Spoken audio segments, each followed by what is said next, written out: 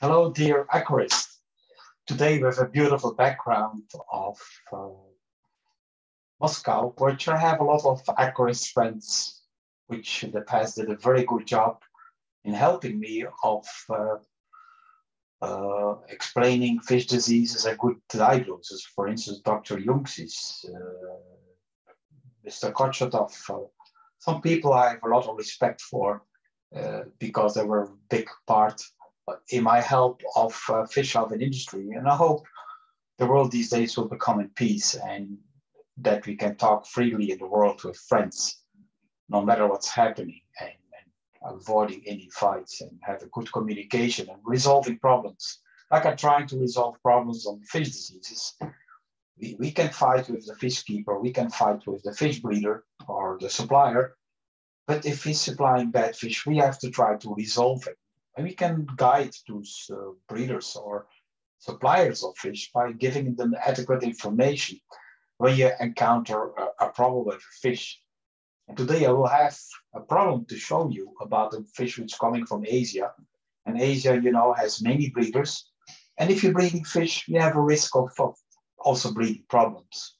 And if you communicate well, you can help them to provide them with your information, with your resources, that you give them the adequate information that some problems can be solved. So today it's about my case 96 already, about the pearl gourami with a bacterial infection and a possible viral infection. And you know, pearl gouramis is a nice fish in our home aquarium, particularly in the community aquarium. The new scientific name is Trichopodus leeri. It used to be called Trichopodus. But here you see they become emaciated, very skinny. You can nearly see deformed, a very weak fish, and they die. Every day you had a few losses. Look at this fish, how bad it looks. And some look still pretty healthy and pretty well in shape, but some look worse. So it can be a stage of the disease.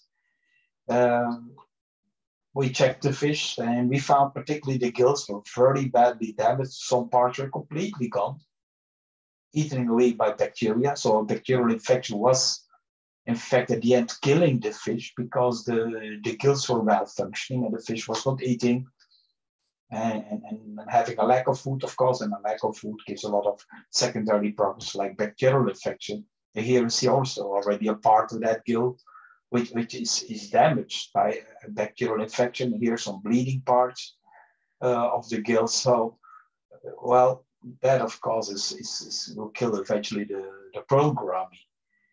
And when we checked the internal organs, we could see a lot of undigested food. So it looks like the microbiome is also not well functioning.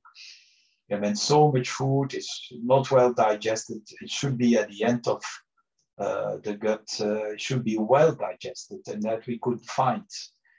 And in the spleen, we found a lot of melanoma macrophage centers, so not much healthy tissue was available.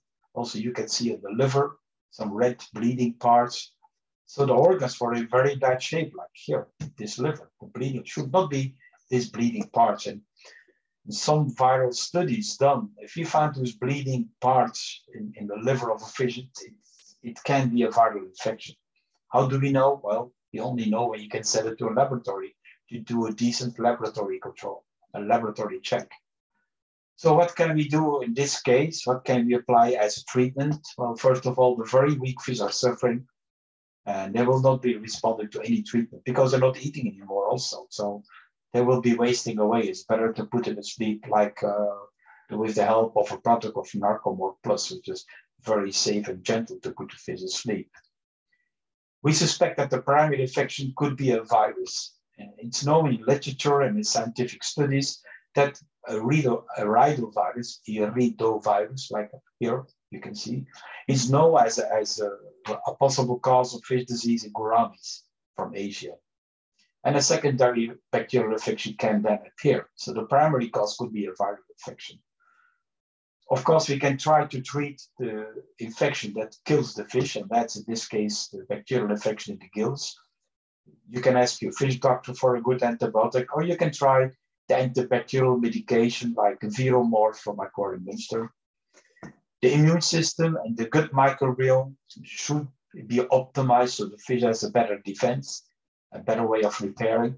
We recommend for you the Dr. Bassleer Biofood Fuco or the grapefruit seed extract moringa or the professional treat to help for better fight against bacterial and viral infection, to help the fish to improve the immune system. So some help you can do when the fish are still eating and still in a good, reasonable condition. A further lab research for possible viral infection is suggested. So I hope this video helped you, and my Patreon channel will also help you to become a more professional fish doctor. And I hope my cases on fish diseases are worthwhile for you to become more informed about fish diseases, good diagnosis, prevention, and a good treatment. Thank you for watching.